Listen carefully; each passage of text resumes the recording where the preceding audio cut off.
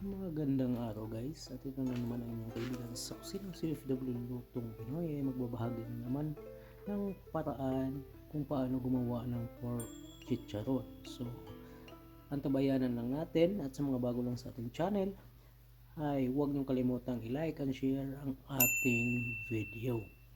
Nabigyan tayo ng pagkakataon na makabili ng balat ng baboy, so naisipan nating ibahagi sa inyo ang paraan natin kung paano gumawa ng pork chicharon. So ito na guys, at nahiwa na natin ito ng bite size. So yan lang kailangan natin, depende na po sa inyo kung ano yung preference ninyo sa laki ng hiwa. So ito naman ay kailangan nating alisin ang taba ng baboy para hindi ito papait.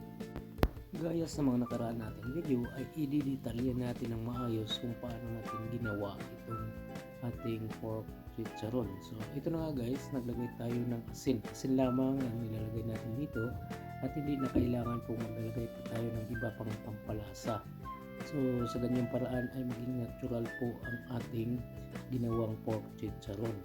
I-set aside lang po natin ito ng mga ilang minuto para po maka-absorb ang alat. So pagkaraan ng ilang minuto ay naihanda na rin natin ang ating kasirolang paglutuan ito. So sa puntong ito ay inilagay natin ating nahiwang balat ng baboy, at ilalagay muna natin sa high temperature ang ating lutuan. At makikita na rin natin ito at bahagya na itong kumakatas. At take note guys, hindi tayo naglalagay kung ano mga liquid dyan, at hinahayaan lang din natin ang sariling katas lang nito ang luluto sa kanya hanggat lalabas ang kanyang sariling mantika.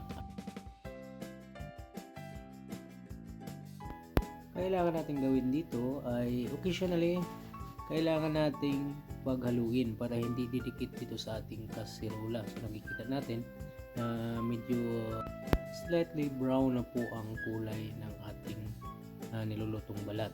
So for this time, kailangan nating antayin ng 40 minutes, at ito na nga, kikita na natin lumalabas na ang mantika at slightly brown na din ang kulay. So ayan, iset aside lang po natin ito sa loob ng 3 oras. So mapadali ito kumpara sa ibang pamaraan na ibibilad pa nila pagkatapos po nitong pagpalabas ng mantika. So nakakatipid tayo ng oras. So after 3 hours, ito na nga yung itsura nito, at maya maya ay maghahanda na rin tayo para sa pangalawang proseso, at na yun, gagawa na tayo ng chicharon. So nagpainit tayo ng mantika, at isa sa mga paraan ko dito ay hindi na ako gumagamit ng temperature equipment, at ginagamitan ko lang ito ng butil ng bigas. So sa second try natin ay bahagya ng umangat na nagpormang parang ampaw, o ito yung tinatawag na rice cracker. So sa pangatlong try natin ay mabilis na umangat. So ito ang sinyalis na ready na po at tamang-tama na po ang init ng ating mantika. So nagtatry tayo ng ilang piraso dito. So sa first try natin, makikita natin medyo mabilis po ang pag-angat ng ating balat ng baboy. So ayan, nakikita naman ninyo na medyo effective din ang seating natin, at tama lang ang init ng ating mantika. So guys, try natin ang pangalawang beses, at ganun din ang nangyari. Medyo maganda rin ang resulta at lumulubo agad.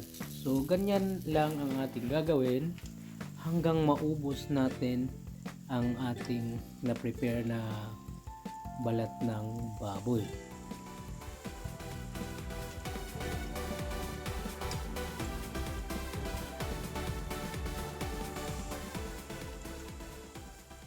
At sa pangatlong pagkakataon ay obserbahan natin kung may pagbabago ba ang texture dito sa ating ginawang pork chicharon. At so far naman ay maganda ulit ang naging resulta. So angat na angat, mabilis ang pagpalubo. So ganyan lang ang gagawin hanggang maubos na yung ating na-prepare na balat ng bago. At nakikita natin ito guys na medyo quality naman ang produce nating chicharon. So homemade lang ito pero pwede na natin gawing pang commercial. So sa mga nagbabalak yan at mahilig sa chicharong baboy ay pwede nyo nang sundan ang pamaraan na ito at hindi kayo mahihirapan. A few moments later. Sa mga mahilig po sa pork chicharon, ito na po yung pagkakataon ninyo na gumawa ng sarili ninyong version ng pork chicharon. So maraming salamat po sa inyong pagpanood.